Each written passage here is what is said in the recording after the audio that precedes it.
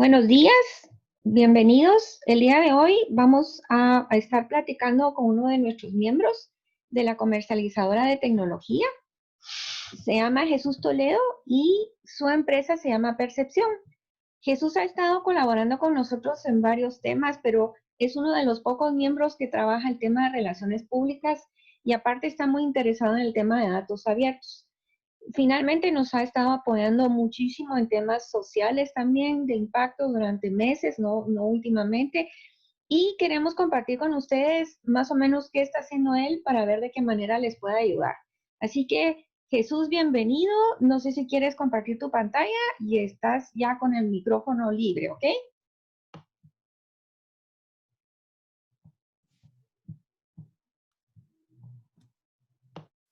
Hola María, ¿sí me escucha? ¿Sí se me escucha? Perfectamente, perfectamente. Per- Perfecto.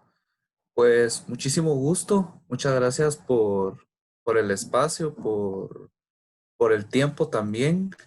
Pues ahí usted ya había adelantado más o menos el tema que íbamos a tratar, ¿verdad? Que es bastante interesante, muy amplio, muy extenso también.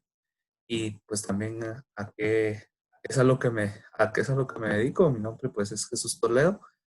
Yo me dedico al tema de PR, de relaciones públicas, el tema también de comunicación asertiva. Y pues desde hace unos meses, pues yo también vengo manejando mucho el tema de datos abiertos, de gobierno abierto y de transparencia, así como también el de rendición de cuentas. ¿Qué tienen en común todos estos elementos? Eso es lo que pues, vamos a ir hondando y es lo que vamos a ir pues tratando de explicar en muy breves puntos. Para iniciar, pues lo principal que son datos abiertos. Y es que muchos nos podemos llegar a confundir, muchos nos podemos llegar a incluso a pensar de que datos abiertos o, o lo que son datos liberados es igual a hackeo de datos, por ejemplo.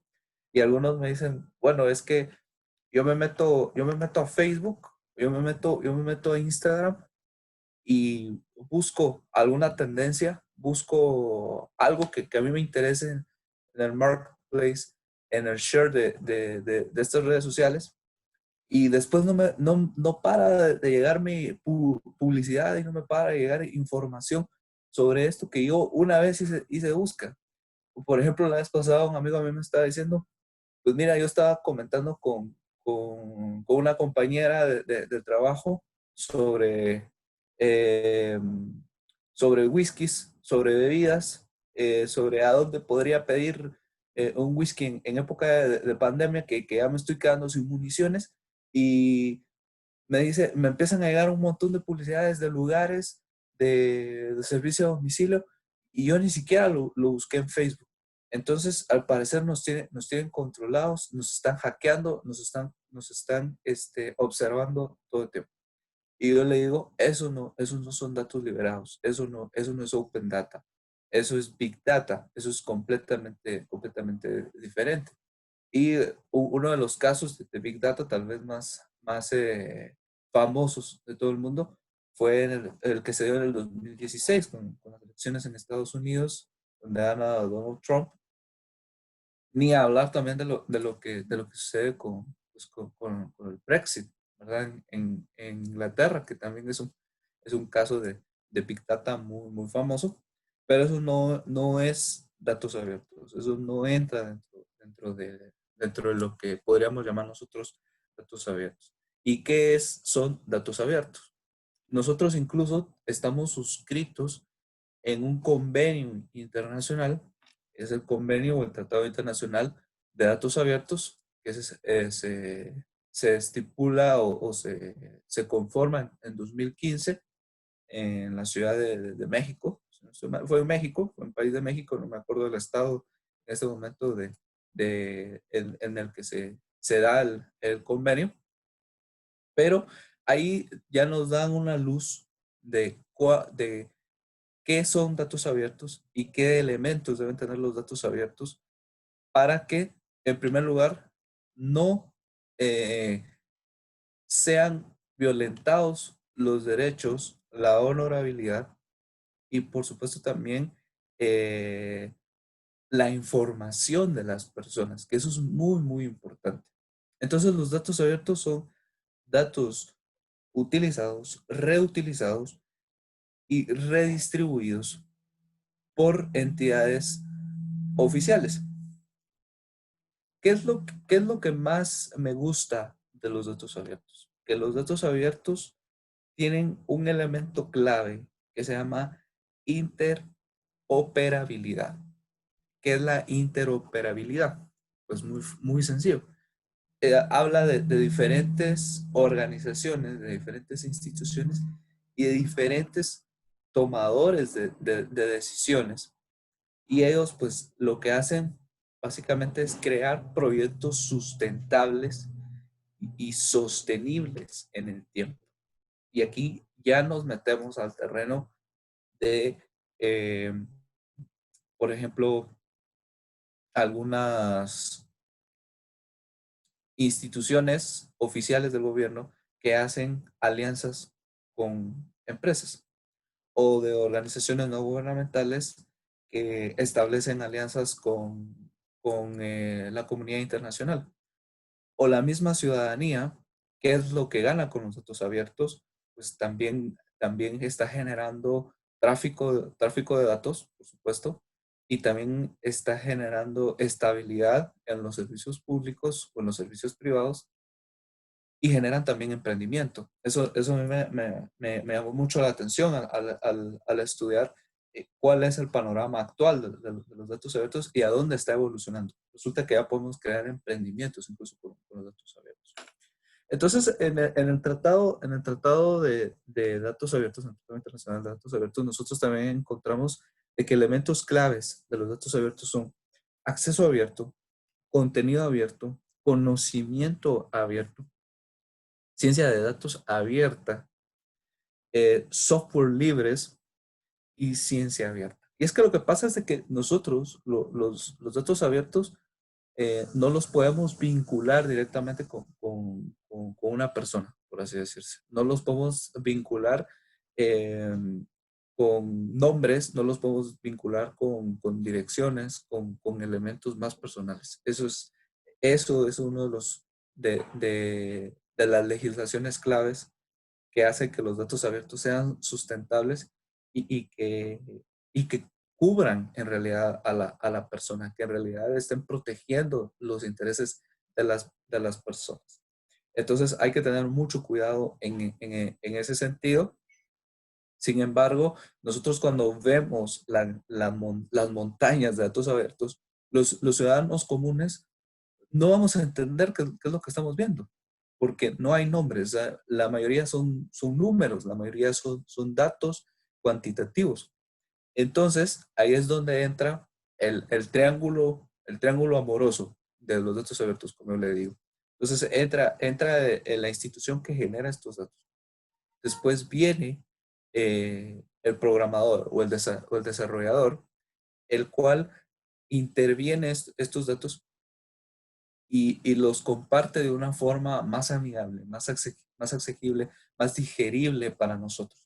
Y ya entran los desarrolladores de estos datos que se encargan básicamente de sustentar o de generar una mejor adaptabilidad a los proyectos de estos datos. Y resulta de que en base a toda esta montaña, a todo a este cúmulo que más que datos es materia prima, es oro puro, ya estamos generando servicios, ya estamos generando fiscalización y ya estamos generando, incluso en algunos casos, hemos estado generando productos. Y miren cómo es esto, que aquí incluso en época de pandemia, hemos generado productos a través de los datos abiertos. Eh, la mayoría aquí dirá, bueno, Jesús, ¿y cómo podemos comprobarlo? Cómo podemos decir que sí funcionan? Les tengo que decir que existen cientos y cientos de ejemplos y casos de éxito.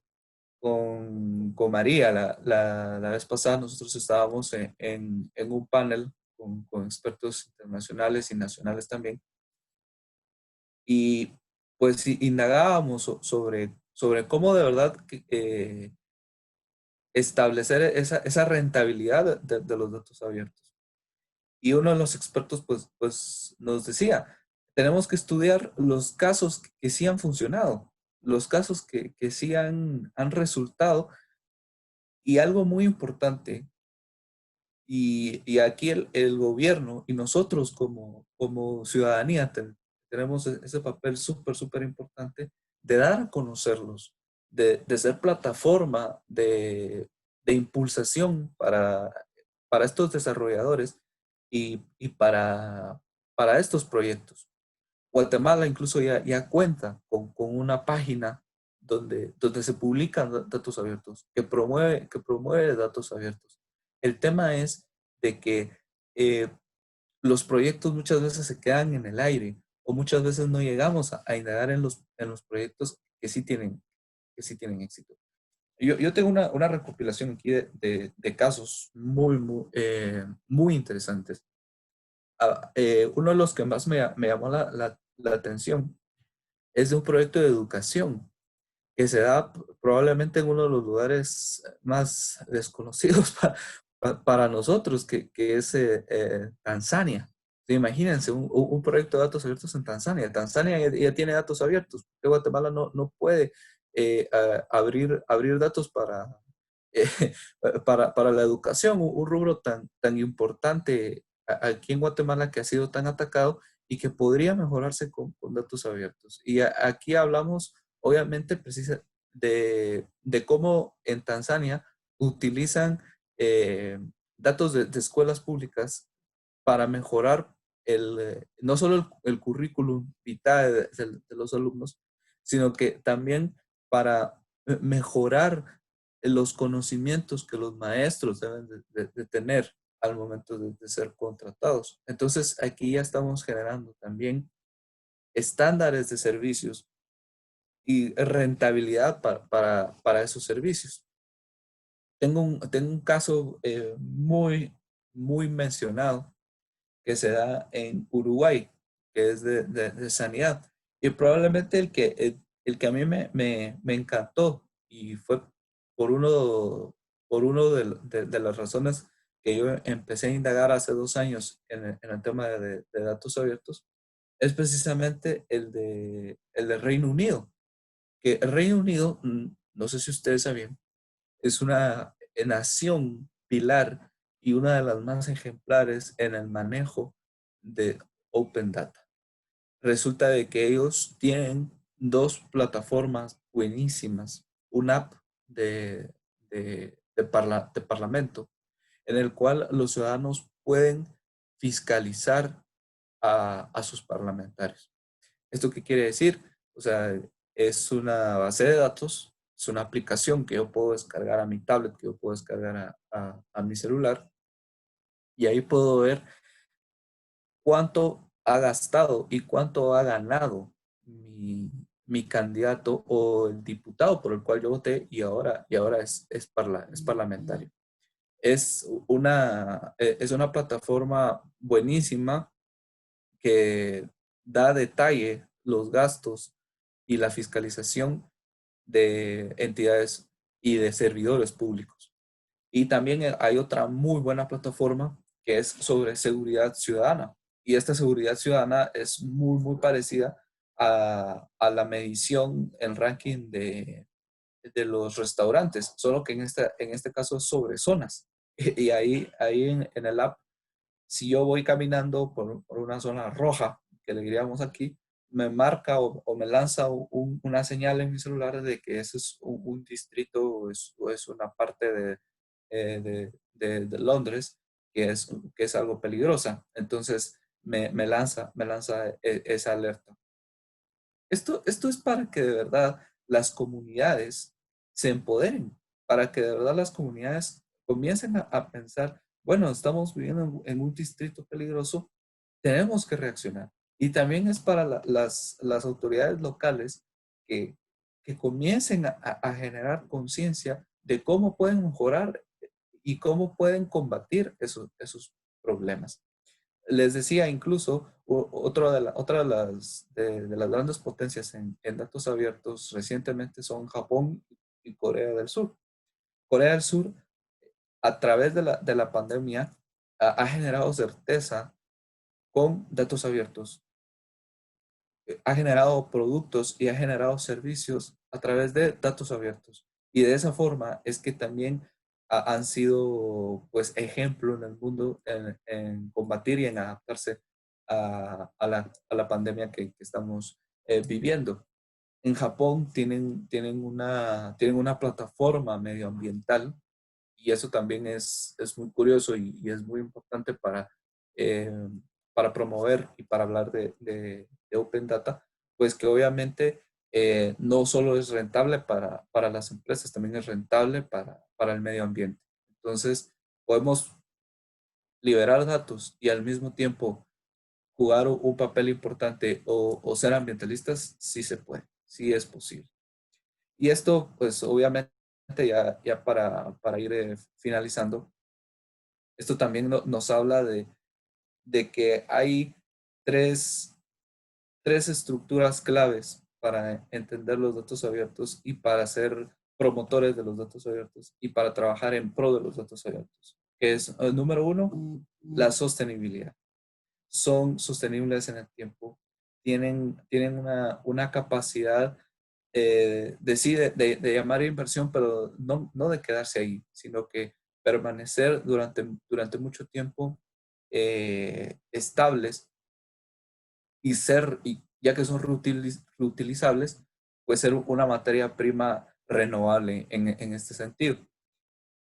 Es un mercado en expansión y la mayoría preguntaba después de la pandemia, después de la crisis económica, qué mercados pueden expandirse o en qué mercados podemos invertir en emprendimiento. Ya se los decía, incluso la OEA, la Organización de Estados Americanos, habla precisamente sobre la importancia del emprendimiento en datos abiertos. Y aquí en emprendedores que están haciendo el bien y haciendo mucha plata con datos abiertos. Y eso es sumamente importante. Están creando de verdad productos y servicios a través de los datos abiertos. Y eso es muy, muy interesante y muy importante. Si se pueden descargar el libro, está en la página del BID, del Banco del Banco Interamericano de Desarrollo. Ahí habla precisamente sobre estos eh, ejemplos de emprendimiento en América Latina y el Caribe. El libro se llama Los datos abiertos en América Latina y el Caribe. Fue escrito, ahorita me acuerdo del nombre, pero es muy, muy interesante. Eh, Arturo Muente es el autor de este libro, muy, muy bueno, se los recomiendo. Es gratis, lo pueden descargar, lo pueden buscar en la página del BID, como les digo. Y fue escrito en el 2018, es muy, muy, muy completo y hace defensa y hace un panorama de cómo está estipulado el mercado, porque ya es un mercado en expansión y cómo es que está en este momento el contexto de los datos abiertos, cómo es que se está de verdad expandiendo aquí en América Latina y el Caribe y que es una puerta de oportunidad después de la pandemia, no, durante, ahorita y por supuesto después de la pandemia, establecer proyectos de Open Data es muy, muy viable y ya hay países que lo están haciendo, como les decía. Y finalmente, el último elemento que hace defendibles los datos abiertos, y yo precisamente ayer hablaba con uno de mis amigos, y les decía, es muy importante debido al empoderamiento que los datos le dan a la ciudadanía.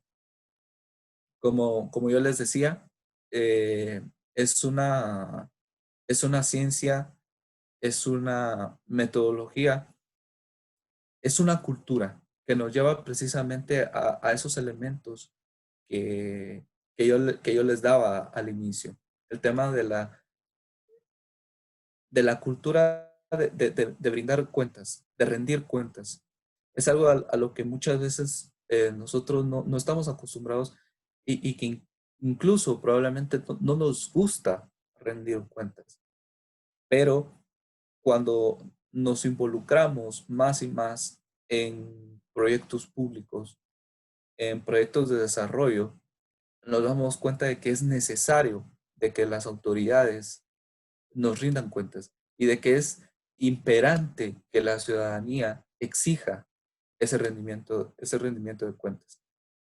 Y a través de los datos abiertos podemos dar una mejor fiscalización a nuestras autoridades. Y las autoridades eh, están en su completa obligación de hacerlo. Ahora esa manera se ha hecho rentable también para las empresas.